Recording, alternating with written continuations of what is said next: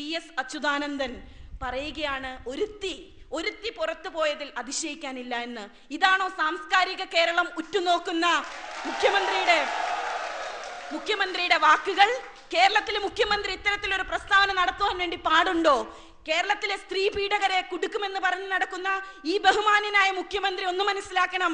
കേരളത്തിലെ communist party of India മാസിറ്റിനകത്ത് നിന്ന് മനുഷ്യത്വരഹിതമായ പ്രവർത്തനങ്ങൾ നേരിട്ട എന്റെ പോലൊരു സ്ത്രീയെ സംരക്ഷിക്കുവാൻ എന്തുകൊണ്ട് ശ്രീ വി.എസ്. അച്യുതാനന്ദൻ തയ്യാറായില്ല? എന്തുകൊണ്ട് അദ്ദേഹം അത് തയ്യാറായില്ല? ഒരു നിമിഷം കൊണ്ട് ഞാൻ ഒരുത്തിയായി മാറുകയാണ്. ഓർമ്മകൾ ഉണ്ടായിരിക്കണം. കഴിഞ്ഞ 5 വർഷക്കാലം മുമ്പ് തിരുവനന്തപുരത്തും കേരളത്തിന്റെ വിവിധ ഭാഗങ്ങളിലും സഖാവ് വി.എസും ഞങ്ങളുമെല്ലാം ഒന്നു ചേർന്ന് ഒട്ടേറെ സമരങ്ങൾ നടത്തിയിട്ടുണ്ടായിരുന്നു.